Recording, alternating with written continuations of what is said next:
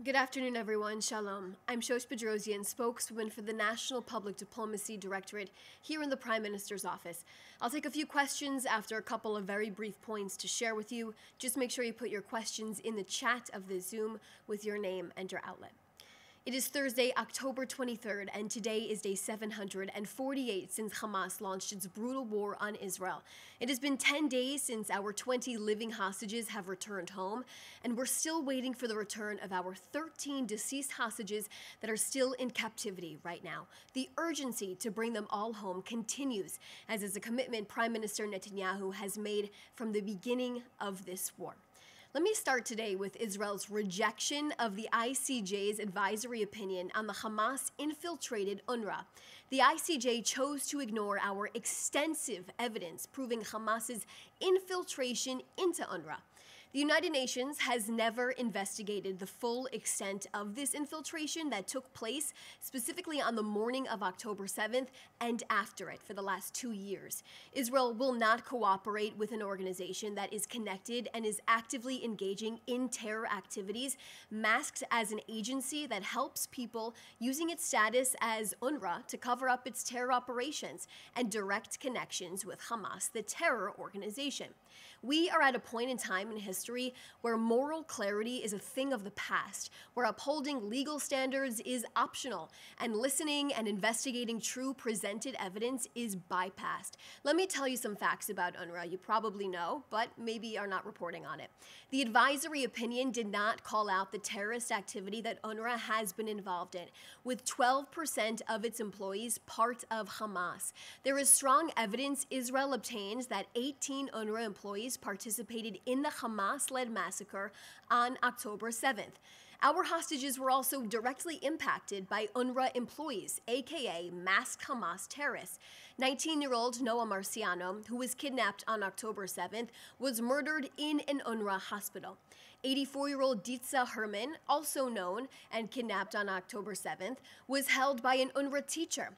British citizen and 28-year-old Emily Damari was held by Hamas at UNRWA facilities during her captivity.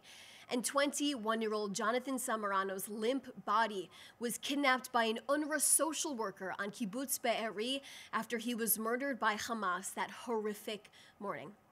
The ICJ says there's no evidence UNRWA breached impartiality requirements. Then explain to us all of the facts that we just laid out here for you. The corrupt ruling by the ICJ was predictable for us and a clear political attempt to impose political measures against Israel under the guise of international law. Israel fully upholds its obligations under this law and fully rejects the politicization of international law, which is seeking to produce political outcomes and impose measures intended to harm the state of Israel. UNRWA is desperate to be relevant again. They have been cut out of aid distribution because it was going to Hamas themselves. They are a thoroughly corrupt organization, and the Knesset has actually ruled that Israel will have nothing to do with UNRWA. The ICJ's advisory opinion also said Israel is obligated to bring essential supplies into the Gaza Strip. Well, as much as the news outlets reporting on Gaza aid don't like to hear the truth, I can confirm Israel is bringing hundreds of trucks of aid and thousands of trucks on a weekly basis into the enclave on a daily basis. We are upholding our side of the agreement, and Israel is committed to doing so as this agreement continues. There is pure fabrication in the media right now, perpetuating a lie that aid is not going into Gaza. Hundreds of trucks are flowing into the Gaza Strip through the Kerem Shalom crossing and crossing 147 every single day. UNRWA is irrelevant, as none of their aid has actually entered the Gaza Strip since January, as Israel continues to allow hundreds of trucks in on a daily basis on its own. As mentioned in yesterday's briefing, Secretary of State Marco Rubio is here in Israel. He is arriving today. He will be meeting with Prime Minister Netanyahu tonight for a meeting around 7 o'clock Israel time. This plan is a huge success, and the Prime Minister is happy to welcome the Trump administration as this plan came to fruition together. I will now take a few questions.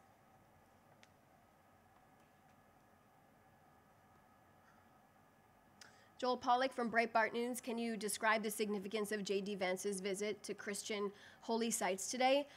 Israel is an incredible place. It is an incredible place for many reasons. One of them is the religious freedom that is here. Whether you are Muslim, whether you're Christian, and whether you are Jewish, you have an opportunity to go to these incredible holy sites. And that's the beauty and that's the magic of Israel. So the fact that Vice President Vance had this opportunity, this is something that's expected, and we welcome everyone to come to our holy sites here. We will continue to preserve them for moments as special as that one. What is your response? I don't know the name of this person who asked the question. It's just a number. What is your response to Secretary Rubio saying that the annexation of the West Bank threatens President Donald Trump's plan to end the conflict? And what is the government's position on this specifically?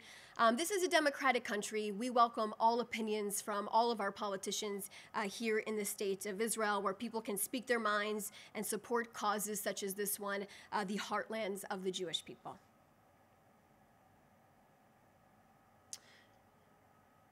I believe this is actually Emily from Reuters who's asking this question. In recent meetings with visiting senior officials, VP Vance, Witkoff, Kushner, who have come here to discuss the ceasefire and the Trump's 20-point plan, what has been the message from Israeli officials? Has the government reassured the Americans that Israel is committed to the plan? Well, the Americans know that Israel has been committed to the plan from the beginning. From day one, all parties agreed to this plan. And we are waiting for Hamas to also uphold their side of it.